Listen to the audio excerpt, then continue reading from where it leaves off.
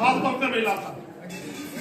आप सभी को मैं इंकलाबी मजदूर केंद्र की ओर से क्रांतिकारी सलाम पेश करते हुए कामरेड शहीद सुभाष मुखर्जी को लाल सलाम पेश करता हूँ। साथियों, अखिल भारतीय खेत व ग्रामीण मजदूर सभा का यह स्थापना सम्मेलन है, यानी पहला सम्मेलन।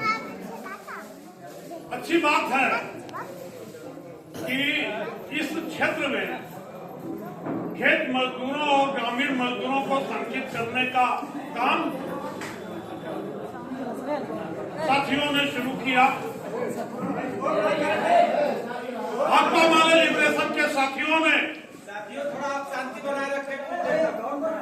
भाकपा माले लिबरेशन के साथियों ने, मैं समझता हूं कि इस क्षेत्र में यह संगठन बनाने का प्रयास जो किया है वह इसलिए कारगर साबित होगा कि जरूरत है आज इस तरह के संघर्ष की। साथियों, वो मकान बनाने वाले मजदूर हों, मकान की मरम्मत करने वाले मजदूर हों, सड़क बनाने वाले या सड़क की मरम्मत करने वाले मजदूर हों, मकानों की रंगाई पुछाई करने वाले मजदूर हों यानी पेंटर हों, या वाटर सप्लाई करने वाले मजदूर यानी प्लम्बर हो, या भट्टे पर काम करने वाले मजदूर हो, या खेत मजदूर हो, ये सभी ग्रामीण मजदूरों के तहत आते हैं। इन सभी मजदूरों को संगठित करने का काम आज इसलिए भी जरूरी है कि भारत सरकार जिन पार्टियों के हाथों में है उन पार्टियों की अगुवाई बीजेपी यानी भाजपा कर रही है, यानी भाजपा की अगुवाई वाली सरकार आज भारत सरकार कहलाती है।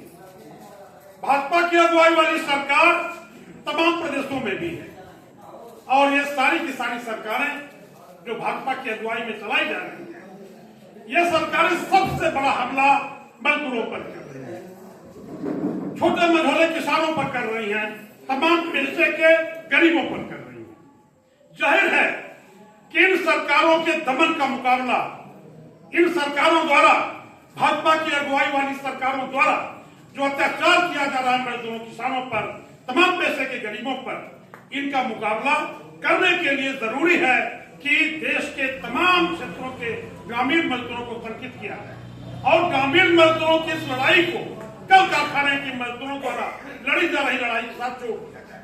आज जरूरी है कि मजदूरों की लड़ाई को अगर मजबूत करना है, कल कारखाने में काम कर रहे मजदूरों के संघर्ष को अगर मजबूत करना है, ग्रामीण मजदूरों की लड़ाई को मजबूत करना है, तो फिर कल कारखाने के मजदूरों का संघर्ष और ग्रामीण मजदूरों का संघर्ष, इसको एक करना पड़ेगा, एकजुट करना पड़ेगा।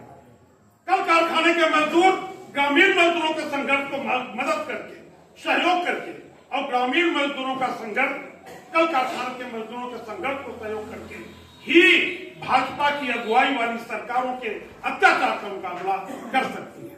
और आज जरूरी भी है कि भाजपा की अगुवाई वाली सरकारों का मुकाबला किया जाए, और इसलिए किया जाए कि बड़े पूंजीपति इस देश में जो राज कर रहे हैं उनके राज को, उनके मुनाफे को बढ़ाने के लिए ही भाजपा की अगुवाई वाली सरकारें काम कर रही हैं। और जब तक हर तरह के मजदूर, वो चाहे ग्रामीण इलाके के मजदूर हो, चाहे कल कारखानों में काम करने वाले मजदूर हो, एकजुट नहीं हो जाएंगे, एक दूसरे की लड़ाई को मजबूत नहीं करेंगे, एक दूसरे की लड़ाई को सहयोग नहीं करेंगे, तब तक बड़े पूंजीपतियों, भाजपा और राष्ट्रीय स्वयंसेवक संघ के गठजोड़ द्वारा जो अत्याचार किया जा रहा है, देश जिस दिशा में बढ़ रहा है अत्याचार करते हुए, उस अत्याचार का मुकाबला, उस दमन का मुकाबला, उस जुल्म का मुकाबला करना नामुमकिन है, असंभव है। दोस्तों, सारे के सारे अधिकार जिसे मजदूर किसान लड़कर कभी हासिल किए थे, वो एक करके छीने जा रहे हैं।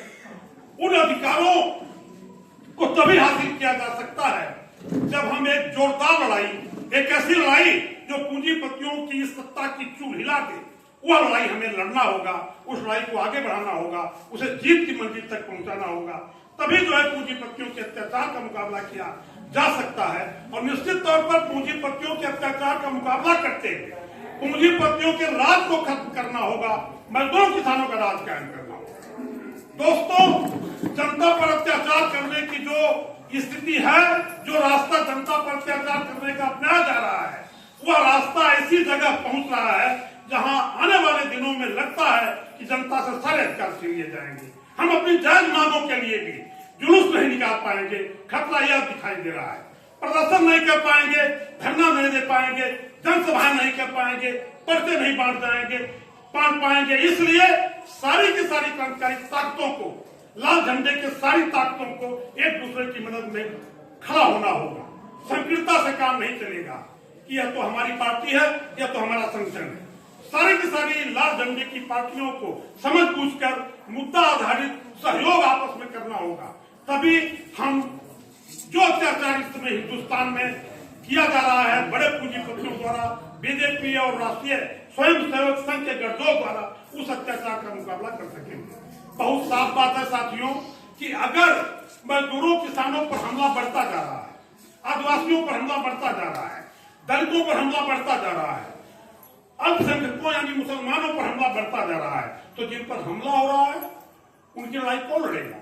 जिन पर हमला हो रहा है वे अपनी लड़ाई लड़ेंगे, तभी दूसरे लोग भी उनको मदद करने के लिए सामने आएंगे। जाहिर है कि जिस पर अत्याचार होता है सबसे पहले लड़ाई के मैदान में उन्हें उतरना होता है, उन्हें जो है बलिदान देना होता है, उन्हें घायल होना पड़ता है, उन्हें मरना पड़ता है, उन्हें जेल जाना होता है, उन्हें हर प्रकार के फर्जी मुकदमों का सामना करना पड़ता है। तब दूसरों से मदद मिलती है। दूसरों की मदद तभी मिलती है जब खुद लड़ा जाए। इसलिए आज जो अखिल भारतीय खेत और ग्रामीण मजदूर सभा का यह स्थापना सम्मेलन है, जो ये पहला सम्मेलन है, मैं उम्मीद करता हूं कि निश्चित तौर पर यह सम्मेलन इस क्षेत्र में ग्रामीण मजदूरों को एकजुट करेगा और मऊ के भिन्न भिन्न क्षेत्रों में मौजूद तमाम मजदूर संगठनों, किसान संगठनों से तालमेल बनाएगा।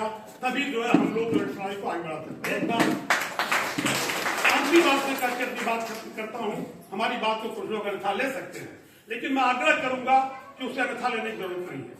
संविधान में बहुत कुछ लिखा गया, मजदूरों के हित में, मजदूरों के हक में, छोटे मजदूरों किसानों के हक में, तमाम पैसे के गरीबों के हक में मिल रहा है। बल्कि मजदूरों किसानों तमाम पैसे के गरीबों के हक में जो कुछ लिखा गया है उनमें से बहुत कुछ काटा जा रहा है।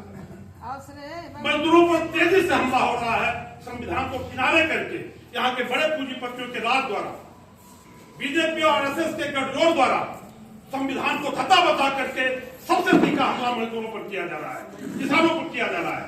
अगर किसान बॉर्डर पर नहीं लड़े होते, 12 महीने से अधिक दिनों की शानदार लड़ाई नहीं लड़े होते, तो मोदी जैसा हठीक प्रधानमंत्री बड़े पूंजीपतियों, आरएसएस और बीजेपी के गठजोड़ द्वारा जो ये खड़ा किया गया है मोदी, यह कतई जो है किसान विरोधी, जन विरोधी किसी कानूनों को वापस नहीं लिया होता।